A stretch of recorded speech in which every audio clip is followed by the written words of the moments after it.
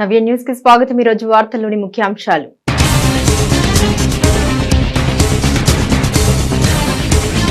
పర్చూరు పాలెపాలెం సముద్ర తీరానికి కొట్టుకొచ్చిన డాల్ఫిన్ జీవించి ఉండడంతో తిరిగి సముద్రంలోకి వదిలేసిన స్థానిక మత్స్యకారులు.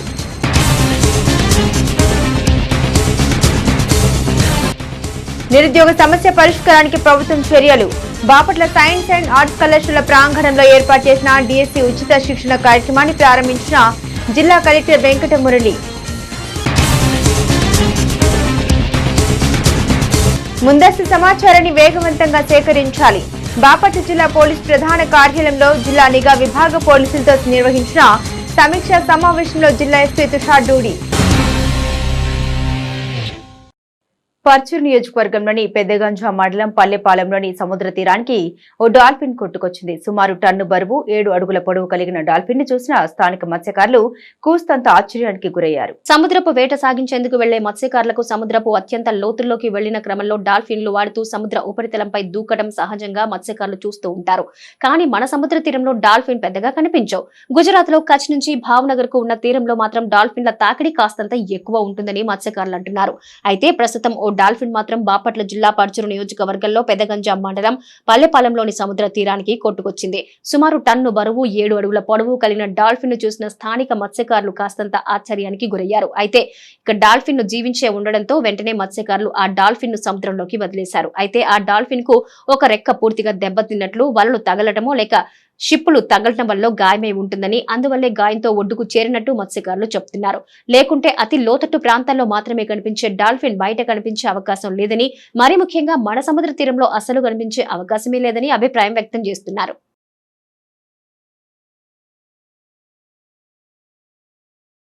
ప్రభుత్వం మెగా డిఎస్సి ప్రకటించనున్న నేపథ్యంలో పరీక్షలకు హాజరయ్యే అభ్యర్థులకు స్థానిక సైన్స్ అండ్ ఆర్ట్స్ కళాశాల ప్రాంగణంలో ఏర్పాటు చేసిన ఉచిత శిక్షణ కార్యక్రమాన్ని జిల్లా కలెక్టర్ శనివారం ప్రారంభించారు.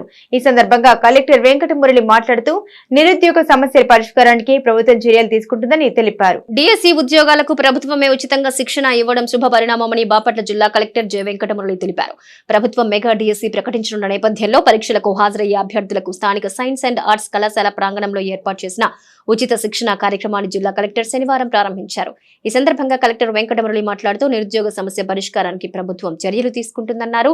సీఎం చంద్రబాబు అధికారంలోకి వచ్చిన 4 నెలలకే 17,000 ఉపాధ్యాయ పోస్టుల భర్తీకి చర్యలు తీసుకుంటున్నారన్నారు. జిల్లాకు 700 పోస్టులు వచ్చే అవకాశం ఉందన్నారు. ఇందుకోసం ప్రభుత్వమే 220 మంది ఎస్సీ, ఎస్టీ, బీసీ అభ్యర్థులకు ఉచిత శిక్షణ ఇవ్వడానికి శ్రీకారం చుట్టిందన్నారు. ప్రావీణ్యం పొందిన వారితో శిక్షణ ఇస్తున్నట్లు వివరించారు. కష్టపడి చదవండి, క్రమశిక్షణ అలవర్చుకోవాలని ఆయన సూచించారు. ఆత్మస్థైర్యంతో ముందుకు సాగాలంటూ స్ఫూర్తిదాయక ప్రసంగం చేశారు. భవిష్యత్తులో ప్రభుత్వ ఉద్యోగాలు పొందడమే లక్ష్యంగా చదువుకోవాలన్నారు. హృదయపూర్వక నమస్కారాలు తెలియజేసుకుంటూ, మీరంతా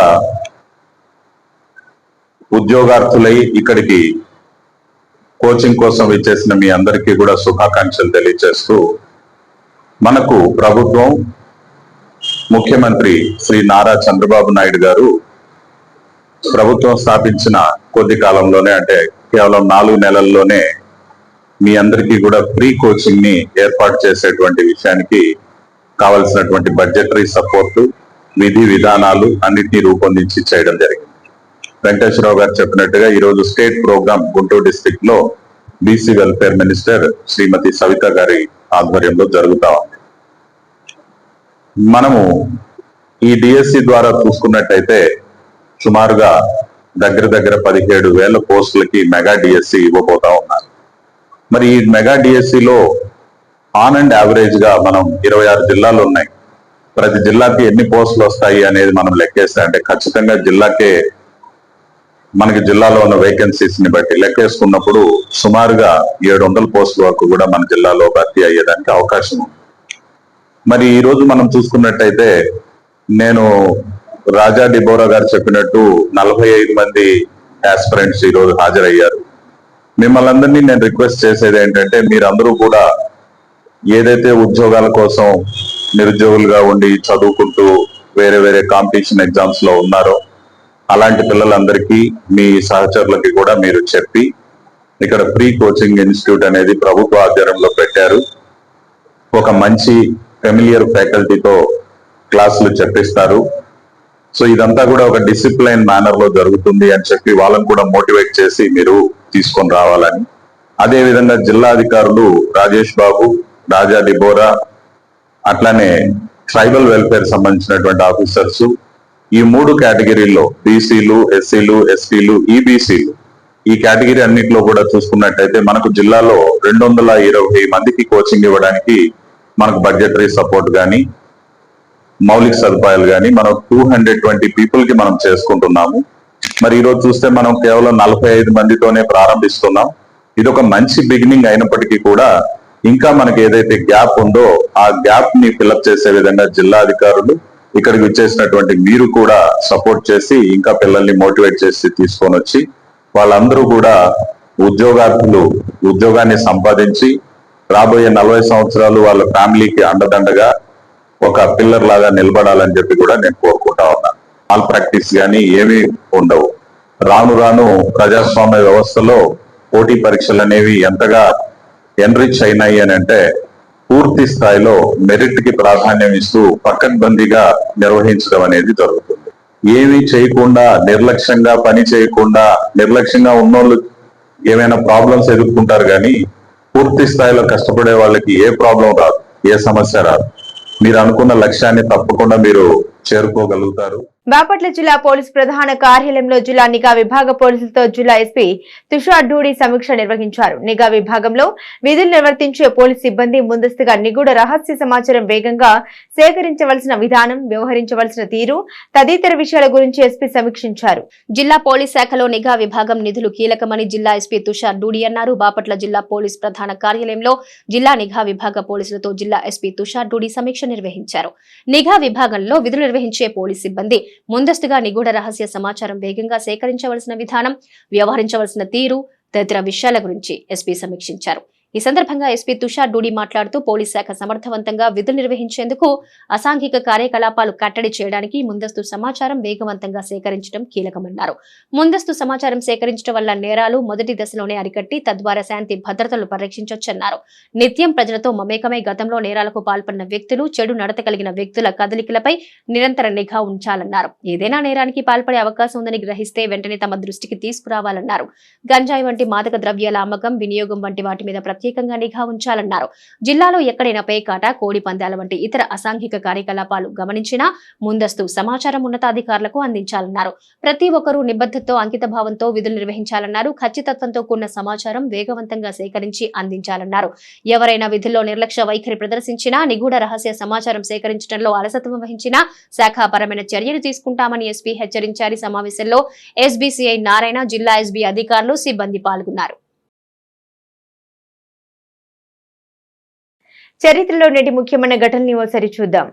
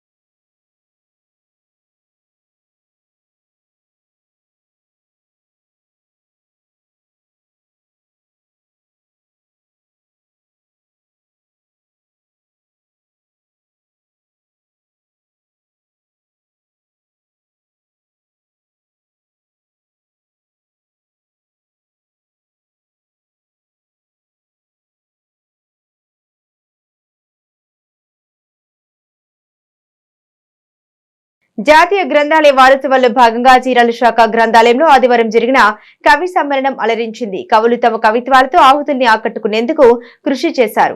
57వ జాతీయ గ్రంథాలయ వారోత్సవాల్లో భాగంగా ఆదివారం జరిగిన కవి సమ్మేళనం అలరించింది. కవులు తమ కవిత్వాలతో ఆహుతుల్ని ఆకట్టుకునేందుకు కృషి చేశారు. ఈ సందర్భంగా కవులను గ్రంథ పాలకురాలు ధనమ్మ ఘనంగా సత్కరించారు. కవులు వడిలి రాధాకృష్ణ, మంత్రి కృష్ణమోహన్, మెడబలిమి లూకా, పవని భాను చంద్రమూర్తి, పవని సురేష్ చంద్రమూర్తి, కుర్రా రామారావు, ఆకురాతి ద్రాక్షాయన్లు వివిధ సామాజిక అంశాలపై తమ కవిత గానం చేశారు. అనంతరం బాల బాలికలకి జనరల్ నాలెడ్జ్ పై క్విజ్ పోటీలు నిర్వహించారు. క్విజ్ మాస్టర్ గా పవని భానుచంద్రమూర్తి వ్యవహరించగా లూకా చుండూరి కృష్ణమూర్తి పర్యవేక్షించారు. గోడ వేసింది పేడ తిరుమల రైమింగ్ కోసం అది కూడా సరదా కవితరా కదా. అలా చిన్న చిన్న రాయడం మొదలు పెట్టండి, దాంట్లో సీరియస్నెస్ వస్తుంది. ఒక కవి దేని గురించి రాస్తాడు ఆయనకే తెలియదు. పున్నాగపుడు గురించి రాస్తారనేటువంటి విషయం నాకు తెలియదు. సార్కి అది కవిత వస్తువు. జోధ్పూర్లో చూసిన ఒక వాద్య పరికరం ఒక కవిత వస్తువు. కాబట్టి కుక్క పిల్ల, సబ్బు బిళ్ళ, కాలేజీ కవిత కన్నా ఉన్నారు. ఎవరన్నారు? ఎవరన్నారు? శ్రీ వెరైటీ. సో ఏం రాయొచ్చు? కవిత రాయొచ్చు. ఉపాధి హామీ పథకం ద్వారా చేపడుతున్నటువంటి అభివృద్ధి పనుల్ని బాపట్ల జిల్లా కలెక్టర్ వెంకటమురళి క్షేత్రస్థాయిలో పరిశీలించారు. బాపట్ల మండలం పశ్చిమ బాపట్ల వైఎస్ఆర్ నగర్ లో 20 లక్షలతో నిర్మిస్తున్న అంతర్గత సీసీ రోడ్డును ఆయన పరిశీలించారు. నాణ్యత ప్రమాణాలు పాటించాలని సూచించారు. ఉపాధి హామీ పథకం ద్వారా చేపట్టిన సీసీ రోడ్లను నాణ్యతతో నిర్మించాలని బాపట్ల జిల్లా కలెక్టర్ వెంకటమురళి అన్నారు. ఉపాధి హామీ పథకం ద్వారా చేపడుతున్నటువంటి అభివృద్ధి పనుల్ని జిల్లా కలెక్టర్ క్షేత్రస్థాయిలో పరిశీలించారు. బాపట్ల మండలం పశ్చిమ బాపట్ల వైఎస్ఆర్ నగర్ లో 20 లక్షలతో నిర్మిస్తున్న అంతర్గత సీసీ రోడ్లను ఆయన పరిశీలించారు. ఈ సందర్భంగా కలెక్టర్ వెంకటమురళి మాట్లాడుతూ వలస కూలీలను నివారించడమే లక్ష్యంగా అధికారులు పనిచేయాలని అన్నారు. ఉపాధి లేదనే కారణంతో జిల్లాను విడిచి ఎవరూ వెళ్లరాదన్నారు. పొరుగు జిల్లాలకు, పొరుగు రాష్ట్రాలకు వెళ్లకుండా స్వగ్రామంలోనే వారికి ఉపాధి పనులు చూపించాలని అధికారులను ఆయన ఆదేశించారు. బాపట్ల జిల్లాలోనూ వలసలు ఉన్నట్లు తెలియడంపై గ్రామంలో ఆయన పర్యటించారు. నిరుపేదల కొరకు మాత్రమే ఉపాధి హామీ పథకాన్ని ప్రభుత్వం అమలు చేస్తూ ఉందన్నారు. చేపట్టే నిర్మాణ పనుల్లో నాణ్యత ప్రమాణాలను పాటించాలన్నారు. కూలీలకు కనీస వేతనం అందేలా అధికారులు చర్యలు తీసుకోవాలన్నారు. ఉపాధి పనుల్లో అక్రమాలు చోటు చేసుకోకుండా అధికారులు పర్యవేక్షించాలన్నారు. పర్యటనలో కలెక్టర్ వెంట డ్వామా, పీడీ విజయలక్ష్మి, తహసీల్దార్లు సలీమా, ఇంజనీర్లు తదితరులు పాల్గొన్నారు.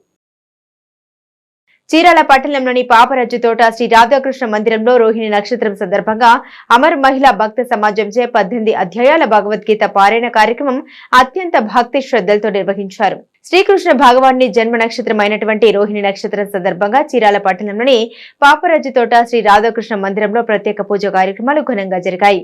ఈ సందర్భంగా అమర మహిళా భక్త సమాజంచే 18 అధ్యాయాల భగవద్గీత పారాయణ కార్యక్రమం అత్యంత భక్తి శ్రద్ధలతో నిర్వహించారు.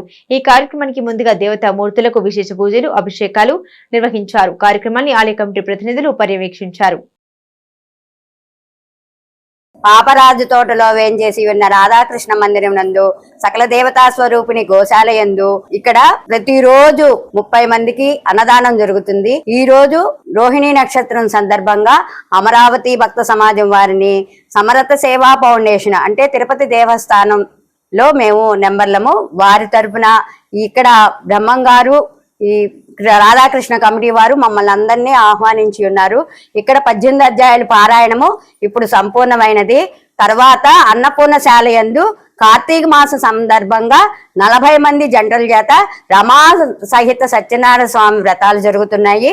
వారందరికీ ఇక్కడ వచ్చేసిన భక్తాగ్రేసులందరికీ రాధాకృష్ణ కమిటీ వాళ్ళు భోజన ఏర్పాటు, అన్నప్రసాదము ఏర్పాటు చేసినారు. వనభోజనాలలాగా వారికి, వారి కుటుంబ సభ్యులకి, ఇక్కడికి వచ్చిన భక్తాగ్రేసులందరికీ మా అందరి తరపున, మనందరి తరపున ఆయుర ఆరోగ్య అష్టైశ్వర్యములు, సకల విద్యాభివృద్ధులు, సకల ఆయురారోగ్యములు ఆ రాధాకృష్ణమూర్తి ఇవ్వవలసిందిగా ప్రార్థిస్తున్నాం. కీర్తిశేషులు చెంగవల్లి వెంకటరమణయ్య గారు, ఆలపాటి వెంకట సుబ్బారాయుడు గారు వారి ఆధ్వర్యంలో నిర్మించారు. అప్పటి నుంచి తర్వాత నిత్యాన్నదానం అనేది గత 11-12 సంవత్సరాల నుంచి ప్రతిరోజు మంచల లక్ష్మీనారాయణ గారి వారి ఆధ్వర్యంలో ముందు మొట్టమొదటిగా స్థాపించినారు.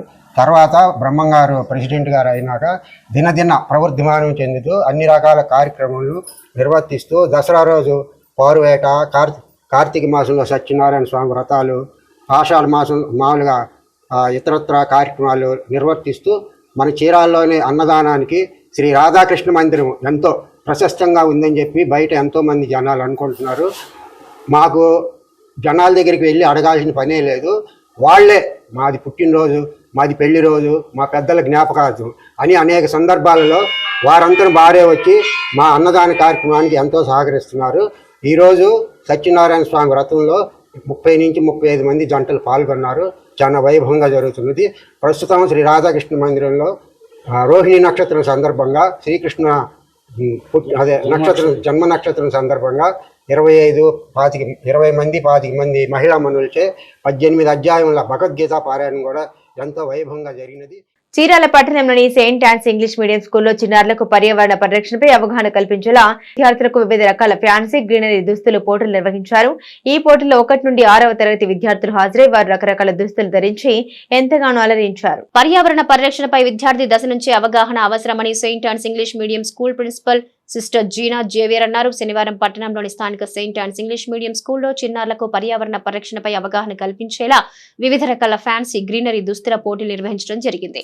ఈ పోటీల్లో 1 నుంచి 6వ తరగతి విద్యార్థులు హాజరై వారు రకరకాల దుస్తులు ధరించి ఎంతగానో అలరించారు.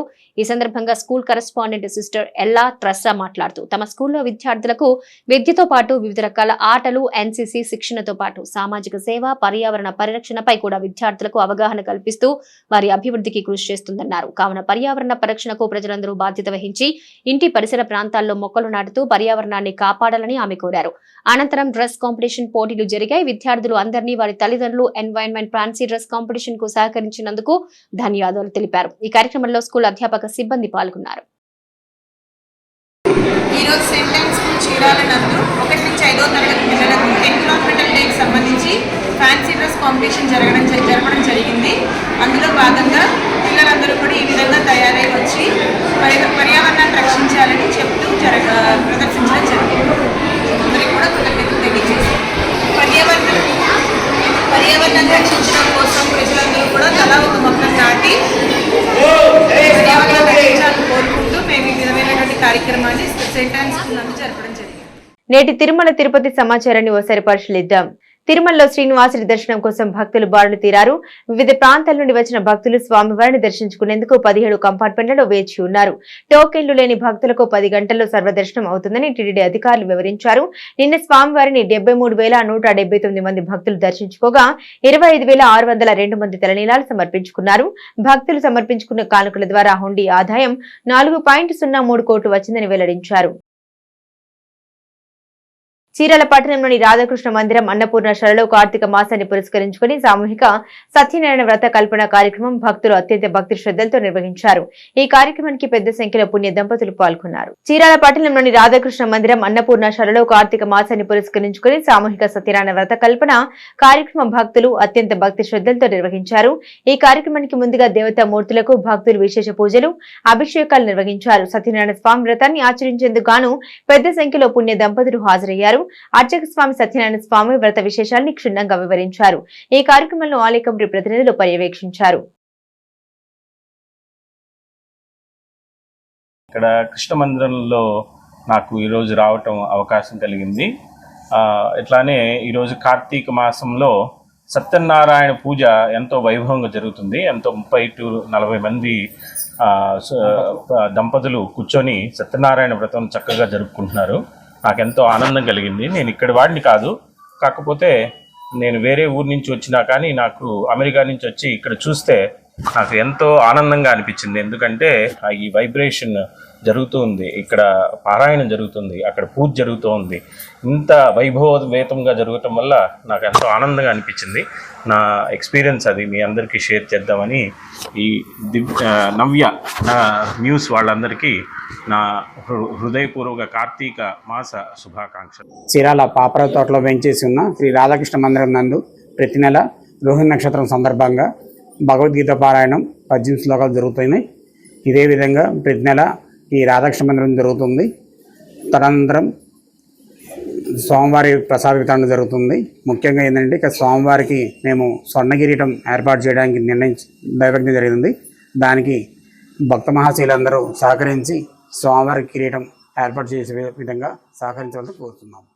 నేటి వాతావరణ సమాచారాన్ని ఓసారి పరిశీలిద్దాం. నిన్నటి కొమిరిన్ ప్రాంతం నుండి నైరుతి బంగాళాఖాతం వరకు ఉన్న ఉపరితల ద్రోణిని ఈ రోజు తక్కువగా గుర్తించబడింది. ఆంధ్రప్రదేశ్ యానంలో దిగువ ట్రోపు ఆవరణంలో ఈశాన్య తూర్పు గాలులు వీస్తున్నాయి. తేలికపాటి నుండి ఒక మోస్తారు వర్షాలు లేదా ఉరుములతో కూడిన జల్లులు 1 లేదా 2 చోట్ల కురిసే అవకాశం ఉంది. ఉరుములతో కూడిన మెరుపులు 1 లేదా 2 చోట్ల సంభవించే అవకాశం ఉంది. వార్తల్లోని నేటి అంతర్జాతీయ జాతీయ రాష్ట్ర ముఖ్యమైన అంశాలను ఓసారి పరిశీలిద్దాం. 84 కోట్ల విలువైన సుమారు 1440 పురాతన వస్తువుల విగ్రహాల్ని భారత్ కు తిరిగి ఇవ్వనున్నట్లు అమెరికాలోని Manhattan district attorney Alvin L Bragg junior బుధవారం ఒక ప్రకటనలో తెలిపారు. అక్రమ రవాణా నెట్వర్క్లపై చేపట్టిన దర్యాప్తులో వీటిని స్వాధీనం చేసుకున్నట్టు, ఇందులో అక్రమ రవాణాదారులుగా ఆరోపణలు ఎదుర్కొంటున్న సుభాష్ కపూర్, నాన్సీ వినర్ల నుంచి సేకరించినవి ఉన్నాయని తెలిపారు. వీటిని భారత రాయబార కార్యాలయ అధికారి మునీష్ కుల్హర్ కి అందజేస్తామని తెలిపారు. భారత్ కు అప్పగించనున్న పురాతన వస్తువుల్లో మధ్యప్రదేశ్ లోని ఒక ఆలయం నుండి దోచుకున్న ఇసుక రాయితో చేసిన అందమైన నృత్యకారిణి శిల్పం, రాజస్థాన్ లోని తానేసర మహదేవ గ్రామం నుండి అపహరించిన తానేసర్ మాతృదేవత విగ్రహం ఉన్నాయి. ప్రధాని మోదీకి నైజీరియాలో ఘన స్వాగతం లభించింది. అలాగే ప్రధాని grand commander of the order of niger తో సత్కరించనుంది నైజీరియా. ఈ గౌరవాన్ని అందుకున్న రెండో విదేశీ సెలబ్రిటీగా ప్రధాని మోదీ నిలిచారు.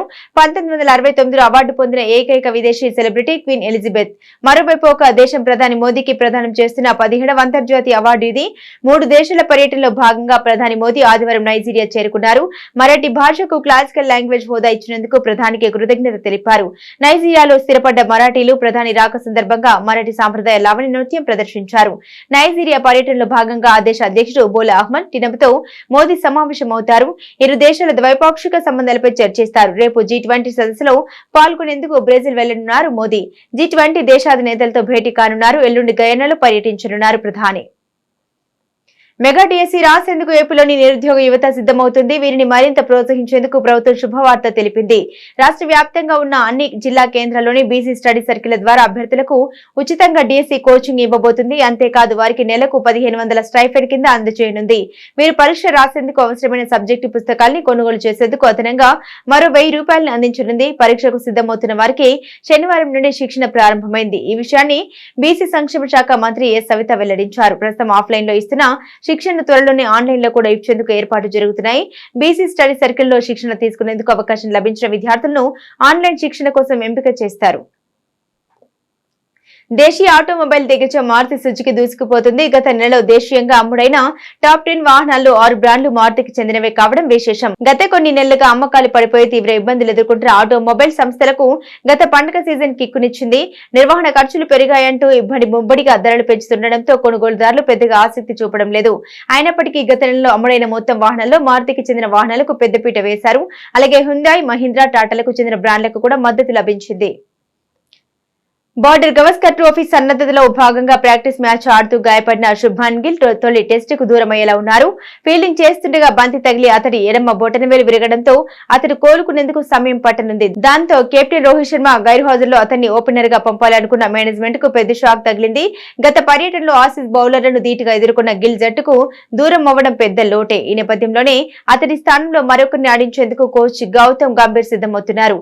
అందుకని నామమాత్రపు టెస్టుల్లో ఆస్ట్రేలియా ఏపై రాణించిన 3 కుర్రాళ్లను అక్కడ ఉండాల్సిందిగా బీసీసీఐ ఆదేశించింది.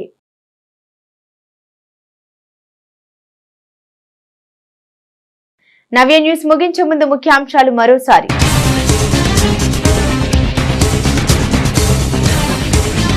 పర్చూరు పాలెపాలెం సముద్ర తీరానికి కొట్టుకొచ్చిన డాల్ఫిన్ జీవించి ఉండడంతో తిరిగి సముద్రంలోకి వదిలేసిన స్థానిక మత్స్యకారులు.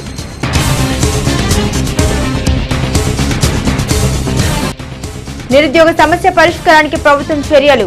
బాపట్ల సైన్స్ అండ్ ఆర్ట్స్ కళాశాల ప్రాంగణంలో ఏర్పాటు చేసిన డిఎస్సీ ఉచిత శిక్షణ కార్యక్రమాన్ని ప్రారంభించిన జిల్లా కలెక్టర్ వెంకట మురళి. ముందస్తు సమాచారాన్ని వేగవంతంగా సేకరించాలి. బాపట్ల జిల్లా పోలీస్ ప్రధాన కార్యాలయంలో జిల్లా నిఘా విభాగ పోలీసులతో నిర్వహించిన సమీక్షా సమావేశంలో జిల్లా ఎస్పీ తుషార్ డూడి. నవ్య న్యూస్ ఇంతటితో సమాప్తం. నమస్కారం.